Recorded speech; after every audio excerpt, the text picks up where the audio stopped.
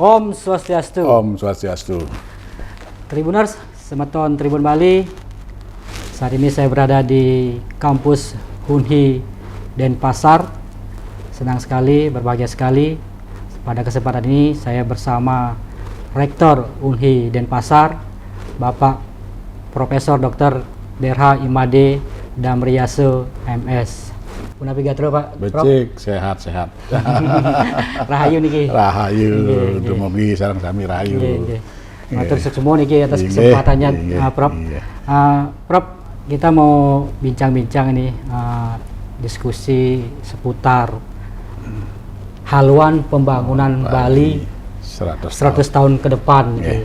Bali era baru kan kita yang dicetuskan oleh Pemprov Provinsi Bali, kemudian sekarang sudah menjadi Perda, bahkan sudah di Pasupati.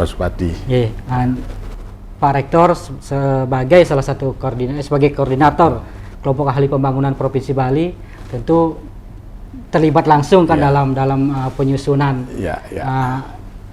haluan 100 tahun Bali ini. Nah, kira-kira bisa dijelaskan Prof, apa sih itu haluan pembangunan 100 tahun Bali ke depan dan konsepnya seperti apa? Ini kan masyarakat Bali perlu tahu ini, Prof. Ya, jadi haluan pembangunan Bali 100 tahun Bali era baru mulai tahun 2125 ini adalah disusun untuk menjadi pendoman pembangunan Bali ke depan, terutama dalam kurun waktu 1 abad 100 tahun, dengan konsep bagaimana menjaga keharmonisan alam, manusia, dan kebudayaan Bali. Itu termasuk Trihito Karano seperti ya, Prof? Bukan, jadi ada 3 aspek utama yang menjadi modal pembangunan Bali. Jadi alam, manusia, dan budaya.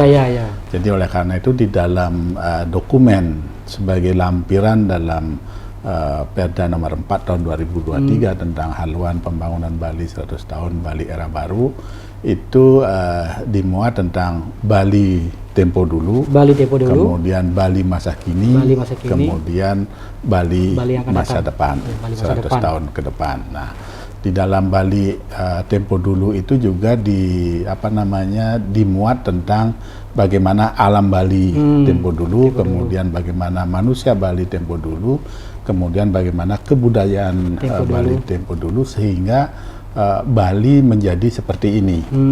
Jadi Bali menjadi contohnya misalnya sebagai destinasi wisata dunia. Jadi apa yang harus kita jaga ke depan dalam membangun Bali sehingga terus terjadi keharmonisan antara alam, manusia, dan kebudayaan Bali.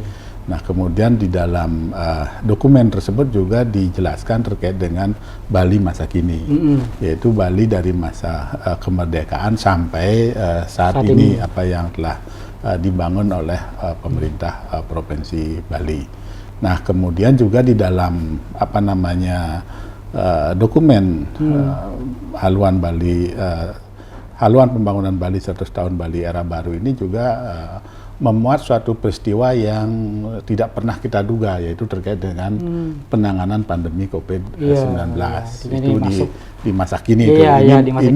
Ini juga menjadi salah satu pelajaran bagi kita semua, bagaimana kita harus merawat alam, manusia, dan kebudayaan. Nah, kemudian tentu untuk menyusun haluan pembangunan Bali 100 tahun ke depan, kita harus juga memahami, menganalisis kondisi saat ini, kemudian apa yang menjadi tantangan dan permasalahan ke depan. Nah, dari sanalah disusun strategi-strategi apa yang dilakukan dalam selalu mengharmoniskan antara alam, manusia, dan kebudayaan Bali. Nah, di sini juga disusun jadi strategi dan kebijakan apa ke depannya terkait dengan menjaga keharmonisan alam. Kemudian apa yang dilakukan ke depan untuk memenuhi apa yang menjadi kebutuhan manusia Bali 100 tahun ke depan. Jadi dianalisis dari jumlah penduduk nanti 100 tahun ke depan berapa jumlah penduduknya. Kemudian dari sana kita bisa mengetahui berapa kebutuhan ini apa namanya kebutuhan pangannya, kemudian kebutuhan sandangnya, kemudian kebutuhan papannya. Nah di sana perlu didesain lah pembangunan Bali ke depan. Nanti kalau kita prediksi jumlah penduduk sekian tapi Bali kan tidak berkembang cuma segini, malah bisa lebih kecil terkait dengan abrasi dan lain sebagainya. Disinilah perlu strategi. Jadi haluan inilah yang Ini artinya sudah jadi pedoman di masa jauh ke depan. Sudah diperhitungkan ya. Jadi ada arah dan kita memiliki haluan kalau mau membangun Bali, kalau kita ingin membangun Bali tetap menjaga alam, manusia dan kebudayaan.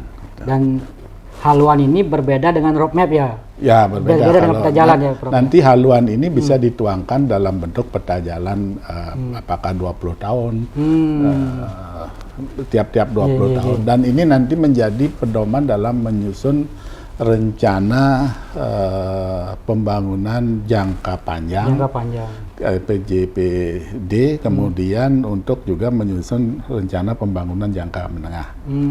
Jadi kemudian ini momennya juga sangat tepat sekali, apalagi di dalam peraturan daerah ini kan siapapun nanti menjadi pemimpin di Bali, baik itu legislatif maupun eksekutif, wajib mempedomani haluan pembangunan ini. Nah, tahun 2025 ini kan pemilihan umum serentak, pilkada juga serentak. 2024. Ya, sehingga tahun 2025 itu semua menyusun RPJPD, RPJMD. Nah, kalau tidak ada haluan kan yang Jembrana misalnya ke timur, yang Karangasem ke barat. Kalau diberikan haluan berarti dalam menyusun RPJPD, RPJMD semua sesuai dengan haluan ini. Artinya sudah ada pedomannya, sudah ada pedoman. Dan strateginya apa yang harus kita lakukan para pemimpin. Tinggal sekarang masing-masing pemimpin berikutnya menyusun strategi bagaimana supaya haluan ini bisa terwujud. Ya, betul. Dan ajak tentunya. Gitu. Nah, Pak Prof sebagai salah satu koordinator tim ahli pembangunan Provinsi Bali yang terlibat juga dalam penyusunan haluan pembangunan 100 tahun Bali ini, kira-kira ihwal penyusunan materi haluan ini seperti apa, Prof? Siapa saja sih yang terlibat, orang-orang yang di dalam, mungkin tokoh-tokoh atau siapa yang dilibatkan gitu? Ya, jadi ini kan kalau dilihat dari waktu penyusunannya dengan dokumen yang begitu lengkap kan cukup singkat sebenarnya. Tetapi karena kebiasaan Pak Gubernur Pak Koster itu kerjanya kan memang cepat ya, kemudian juga kita tidak mengenal waktu untuk menyusun ini. Jadi ada sampai lembur gitu. Udah biasa itu kalau kerja dengan beliau kan tidak hanya nyusun ini lemburnya.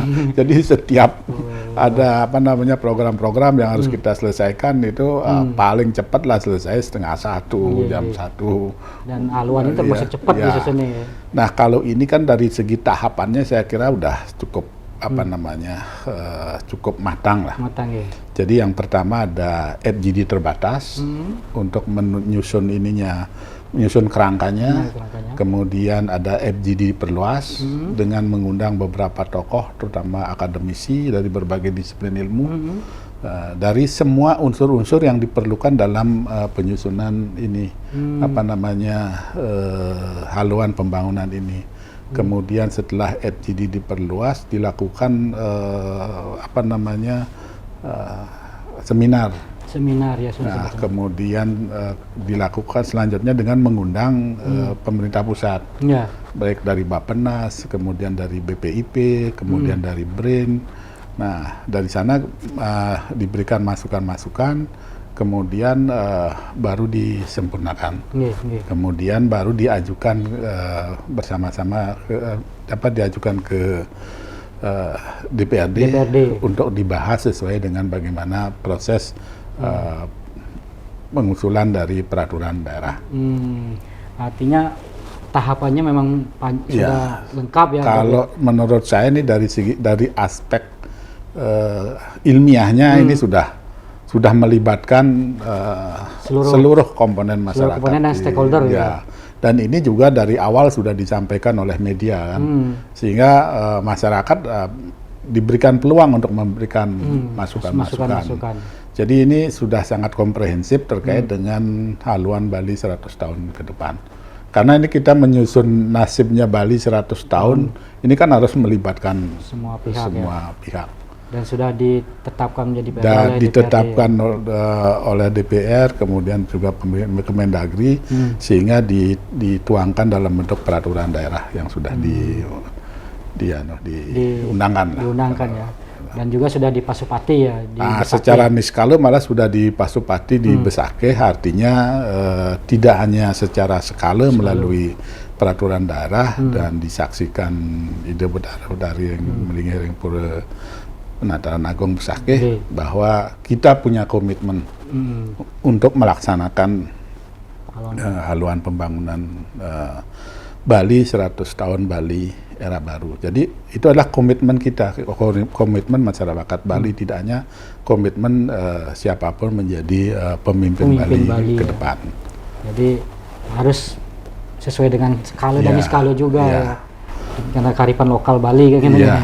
Karena kalau saya dari ini di luar sebagai tim ikut menyusun ini juga dari kacamata akademisi dan perguruan tinggi, ini kita di perguruan tinggi juga punya haluan. Jadi riset-riset program-program apa yang bisa kita lakukan untuk membangun Bali 100 tahun ke depan. Karena haluannya sudah ada, tinggal sekarang menuangkan ke dalam misalnya peta jalan riset yang ada di perguruan tinggi dengan spesifikasi masing-masingnya. Misalnya kalau kami dari UNHI, dari aspek tradisi, misalnya dari aspek budaya, apa yang riset-riset bisa kami kembangkan di UNHI. Artinya haluan pembangunan 100 tahun Bali ini tidak bicara hanya soal pembangunan, soal kepemimpinan, tapi juga termasuk ke pendidikan gitu ya. Sudah termasuk ke pendidikan, termasuk juga haluan dari aspek pelaku ekonomi. Ya, kan bisa adat istiadat kan bisa dipelajari dari sini. Oh ini loh haluan Bali 100 tahun ke depan, berarti nanti prospek ekonominya seperti apa. Gitu. Artinya sudah mencakup semua aspek kan gitu. Jadi ibaratnya kalau kendaraan udah ada jalannya, dituju tinggal supirnya minyak gas aja. Tinggal drivernya. Daripada kita berjalan nggak jelas haluannya kemana, tujuannya juga nggak jelas kemana gitu. Artinya sudah ada tentukan pedomannya dan arah tujuannya selama 100 tahun ke depan. Prof sebagai pimpinan perguruan tinggi dan juga tentunya tokoh masyarakat Bali, bagaimana Prof menilai lahirnya Perda Haluan pembangunan Bali 100 tahun ke depan? Iya,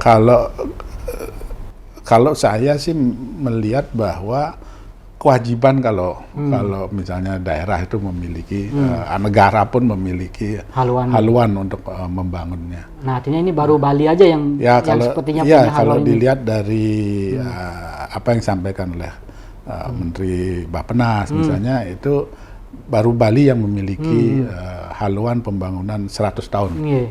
Yang dituangkan dalam bentuk peraturan daerah. Di pusat aja belum ada nih. Ya, di pusat belum ada. Mungkin perlu jadi percontohan lah. Iya. Artinya ini memang layak mungkin di provinsi-provinsi lain juga mengikuti apa yang dilakukan di Bali ini ya dengan. Tapi kalau saya melihat Bali kelihatannya memang selalu lebih dulu lah. Lebih dulu ya. Misalnya seperti Badan Riset dan Inovasi Daerah. Iya, betul. Nah, itu di Bali kan ada sebelum Badan Riset dan Inovasi Nasional BRIN. Nah, kemudian terkait dengan haluan pembangunan Bali 100 tahun Bali era baru, belakangan ini kan juga di launching Bali Kerti Development Fund. Ya, Development Fund. Jadi lembaga pembiayaan untuk pembangunan Bali. Ini juga menjadi pasangannya lah. Jadi ibaratnya kendaraannya ada, kemudian jalannya ada, kemudian bensinnya juga harus ada. Jadi kalau personal sudah ada. Kalau ada kendaraan, kemudian ada jalan tapi bensin nggak ada. Bensin nggak jalan. Jadi lengkap lah kalau Pak Koster udah lengkap lah menyiapkan. Jadi apakah Prof ini menilai bahwa ini sebuah gagasan yang visioner dari pemerintah Provinsi Bali, khususnya dari Pak Gubernur Koster ya? Saya kira sangat visioner terkait dengan program-program apa yang disiapkan, dan ini semua adalah untuk menyelamatkan Bali ya. Terutama 3 unsur utama ini, alam, manusia dan budaya. Itu pesan-pesan kuatnya ya. Dan rasanya juga memang perlu ditiru juga oleh pusat ya. Tergantung dari ini, dari potensi karakteristik dari daerah masing-masing. Daerah masing-masing tentu ya, artinya membuat haluan masing-masing sesuai dengan karakternya masing-masing. Kan tentu Bali dan provinsi lainnya tentu berbeda. Baik sekali Tribuners Sebutan Tribun Bali. Jadi kita banyak dapat penjelasan tentang bagaimana haluan pembangunan 100 tahun Bali ke depan. Jadi tidak hanya bicara Bali saat ini, tapi juga sudah membahas Bali ke depan ya, 100 tahun ya, bagaimana Bali 100 tahun ke depan. Dan ini rasanya juga bisa menjadi salah satu contoh bagi provinsi-provinsi lain, daerah-daerah lain untuk ikut membuat atau merancang haluan pembangunannya di daerahnya masing-masing. Bahkan juga pemerintah pusat juga bisa nanti melihat atau meniru Bali agar juga punya haluan pembangunan ke depan. Nah, terakhir Prof, apa kira-kira pesan dan harapan Prof kepada generasi muda, mahasiswa dan juga masyarakat Bali dengan sekarang lahirnya atau apa namanya ditetapkannya haluan pembangunan Bali 100 tahun ke depan ini sebagai Perda?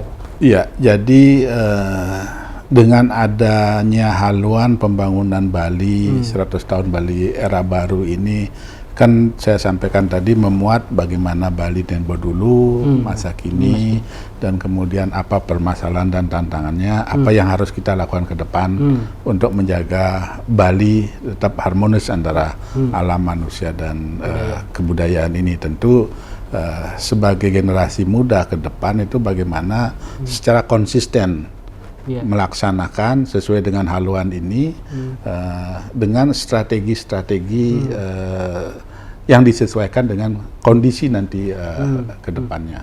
Jadi paling tidak kita sudah disediakan ini loh haluannya. Kemudian dan itu kreativitas, kemudian aktivitas ke depan kita jauh lebih gampang dan lebih terarah dibandingkan tidak mempunyai arah dan tujuan yang jelas. Itu pentingnya haluan pembangunan sosial Bali ke depan ya. Jadi bukan hanya untuk generasi muda, tapi untuk semua lapisan masyarakat ya. Dan juga dari semua aspek dari ekonomi, pariwisata, dan juga adat istiadat, kepemudaan seperti itu Prof ya. Dan ini saya kira adalah warisan dari generasi saat ini kepada generasi penerusnya untuk menjaga Bali tetap panjang gitu. Ya, Sebutan Tribun Bali, demikian perbincangan saya dengan Rektor HUNI, Profesor Damriase, yang sangat menarik sekali. Tentunya bagaimana kita sekarang bisa lebih memahami terkait haluan pembangunan 100 Bali ke depan, dan tentunya ini bisa menjadi pedoman bagi para pemimpin Bali khususnya Prof ya, dan juga masyarakat Bali pada umumnya. Demikian Tribuners, terima kasih, dan saya tutup dengan Paramo Santi. Om Santi. Sukses semua. Sama-sama.